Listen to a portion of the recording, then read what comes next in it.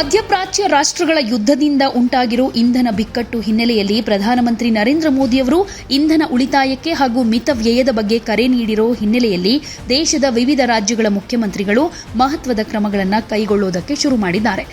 BJP ಆಡಳಿತ ಇರೋ ರಾಜ್ಯಗಳ ನಾಯಕರು ಇಂಧನ ಬಳಕೆ ತಗ್ಗಿಸೋದಕ್ಕೆ ಮಹತ್ವದ ಆದೇಶ ಹೊರಡಿಸಿದ್ದಾರೆ. ಉತ್ತರ ಪ್ರದೇಶದ ಮುಖ್ಯಮಂತ್ರಿ ಯೋಗಿ ಆದಿತ್ಯನಾಥ್, ದೆಹಲಿ ಸಿಎಂ ರೇಖಾ ಗುಪ್ತಾ, ಮಹಾರಾಷ್ಟ್ರ ಸಿಎಂ ದೇವೇಂದ್ರ ಫಡ್ನವೀಸ್ ಸೇರಿದ ಹಾಗೆ ಅನೇಕ ನಾಯಕರು ಈ ನಿಟ್ಟಿನಲ್ಲಿ ತಮ್ಮ ಮಂತ್ರಿಮಂಡಲಕ್ಕೆ ಹೊಸ ಸಂದೇಶ ಹೊರಡಿಸಿದ್ದಾರೆ. ತಮ್ಮ ಮಂತ್ರಿಮಂಡಲಕ್ಕೆ ಹೊಸ ಆದೇಶ ಕೊಟ್ಟಿದ್ದಾರೆ. ಉತ್ತರ ಪ್ರದೇಶದ ಮುಖ್ಯಮಂತ್ರಿ ಯೋಗಿ ಆದಿತ್ಯನಾಥ್ ಅವರು ತಮ್ಮ ಹಾಗೂ ಸಚಿವರ ವಾಹನಗಳ ಸಂಖ್ಯೆಯಲ್ಲಿ 50% ಕಡಿತ ಮಾಡಬೇಕು ಅಂತ ಆದೇಶ ಮಾಡಿದ್ದಾರೆ. ಸಚಿವರು ಮತ್ತು ಶಾಸಕರು ವಾರಕ್ಕೊಂದ್ಸಲ ಕಡ್ಡಾಯವಾಗಿ ಸಾರ್ವಜನಿಕ ಸಾರಿಗೆಯನ್ನು ಬಳಸಬೇಕು ಅಂತ ಸೂಚಿಸಿದ್ದಾರೆ.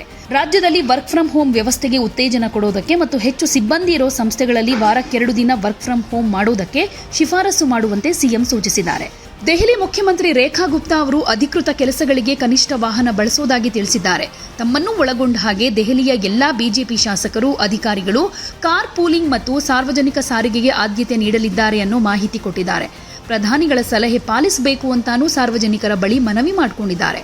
ಇನ್ನು ಮಧ್ಯಪ್ರದೇಶದ ಮುಖ್ಯಮಂತ್ರಿ ಮೋಹನ್ ಯಾದವ್ ಅವರು ತಮ್ಮ ಬೆಂಗಾವಲು ಪಡೆಯ ವಾಹನಗಳ ಸಂಖ್ಯೆಯನ್ನ ಕನಿಷ್ಠ ಮಟ್ಟಕ್ಕೆ ಇಳಿಸೋದಾಗಿ ಹೇಳಿದ್ದು, ಇತರ ಸಚಿವರಿಗೂ ಇದೇ ರೀತಿ ಅನುಸರಿಸುವಂತೆ ಸೂಚಿಸಿದ್ದಾರೆ.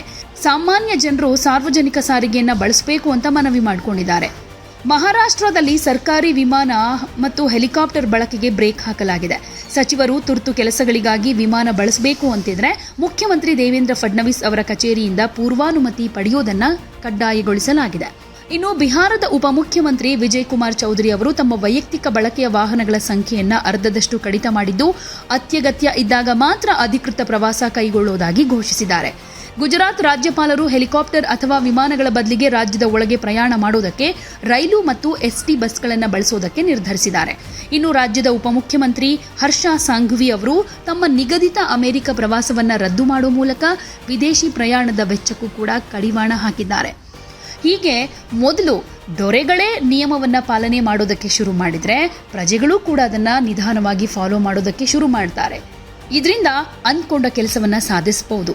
ಹಾಗೇನೆ ಪ್ರಧಾನಮಂತ್ರಿಗಳು ಏನು ಕರೆ ಕೊಟ್ಟಿದ್ದಾರೆ, ಮಿತ ವ್ಯಯ ಮಾಡಬೇಕು, ಇಂಧನ ಬಳಕೆಯನ್ನ ಕಮ್ಮಿ ಮಾಡಿ ಇಂಧನ ಉಳಿತಾಯ ಮಾಡಬೇಕು ಅನ್ನುವಂಥ ಏನು ಸಂದೇಶ ಇದೆ ಅದು ಸಾರ್ಥಕ ಆಗುತ್ತೆ.